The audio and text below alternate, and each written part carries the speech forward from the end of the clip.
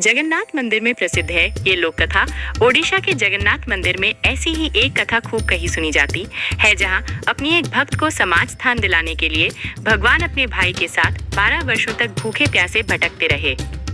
इस दौरान मंदिर का रत्न भंडार खाली हो गया। भगवान जगन्नाथ खुद कंगाल हो गए और इतनी दीनहीन हो गए कि खाने को उन्हें खिचड़ी भी नसीब नहीं हुई। बहुत पुरानी बात है। जगन्नाथपुरी में एक महिला रहती थी, निम्न जाति, कीगरी बलाचार लेकिन संकल्प की धनी। उसका नाम श्रिया था।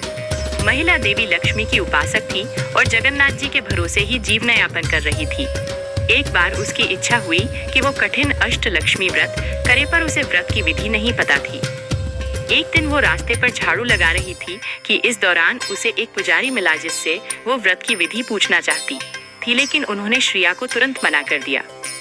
जब श्री मंदिर छोड़कर चले गए भगवान, इस तरह श्रिया जहाँ भी व्रत विधि पूछती थी, लोग उसे दुत्कार देते थे। एक दिन भूख प्यास की मारी श्रिया व्रत की विधि पूछने के लिए भटक रही थी और इसी बीच चक्कर खाकर गिर पड़ी। उसके सिर से खून निकल आया। अपने भक्त की सच्ची श्रद्धा और दुख देखकर जगन्नाथ इतने दुखी हुए कि उनकी भी प्रतिमा से खून निकल आया। मंदिर में पंडित, पुजारियों और सेवायतों ने ये देखा तो घबरा गए और पूरी में हड़कंप मच गया। ये बात राजा तक भी पहुंची तो वो समझ गया कि जरूर कहीं घोर पाप हुआ है और भगवान श्री मंदिर छोड़कर चले गए हैं। ऐसे में राजा ने तुरंत सिंहासन त्याग दिया और उस पाप की खोज में चल पड़ा, जिसके कारण श्री मंदिर से भगवान चले गए। उधर भगवान के आदेश पर नारद मुनि ने संत का वेश बनाया और श्रिया के घर उसे व्रत विधि समझाने पहुंचे।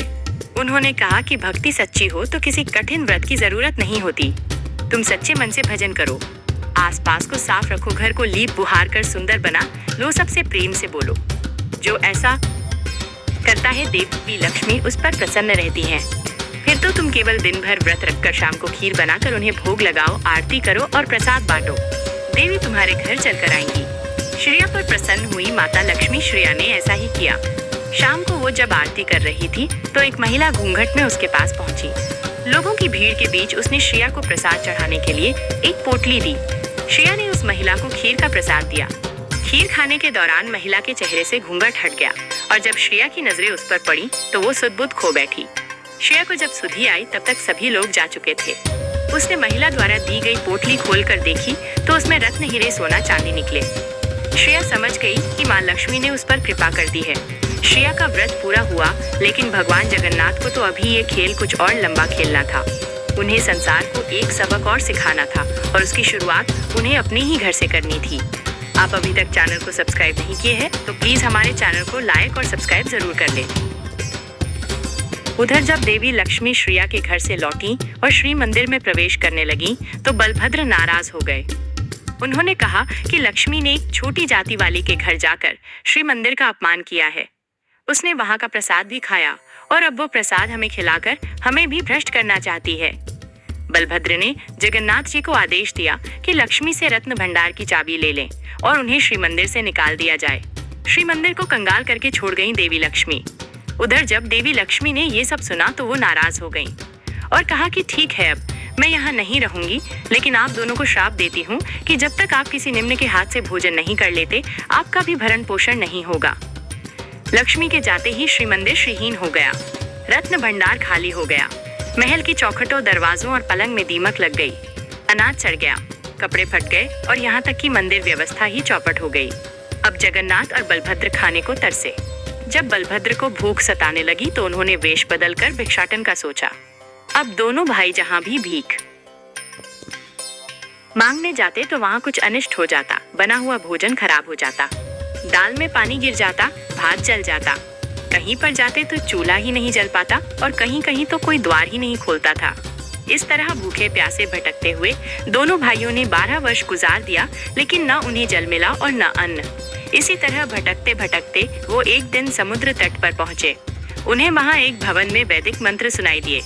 बलभद्र ने एक सेविका से पूछा कि क्या यहाँ कोई यज्ञ हुआ है, क्या आप प्रसाद भोजन भी मिलेगा, भिक्षा भी अच्छी मिलेगी ना। बलभद्र के इतने सवाल सुनकर सेविका ने कहा कि आज हमारी स्वामिनी की 12 वर्षों से चली आ रही तपस्या के पूरे होने के दिन है। इसके बाद वो जरूर आपको भंडारा खिलाएंगी, लेकिन हमारी स्वामिनी तो नीच कुल की हैं क्या, अब भी आप भोजन करेंगे। और भगवान को खिचड़ी भी नहीं हुई नसीब। इस पर बलभद्र ने कहा कि नहीं, हम अछूतों का नहीं खाते हैं। अच्छा सुनो, अपनी मालकिन से कह दो कि हमें सामग्री मंगवा दे, हम खुद बना लेंगे। स्वामिनी जो कि खुद लक्ष्मी ही थी, उन्होंने सामग्री तो भेज दी, लेकिन अग्निदेव को आदेश दिया कि वह चूल्हा न जलने दिन, सिर्फ धुआं ही करते रहें।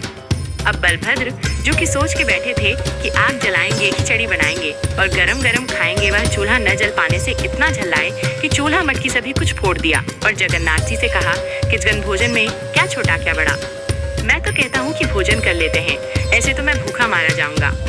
पहुंचे और वहां उन्होंने खिचड़ी खाते हुए पहचान लिया कि ये लक्ष्मी ही हैं।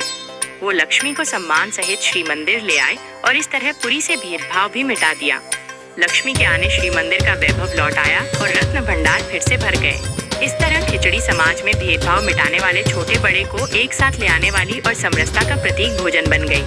आज भी श्री मंदिर के महाप्रसाद में खिचड़ी का भोग लगाया जाता है और लोग उस प्रसाद को पाकर धन्य हो जाते हैं।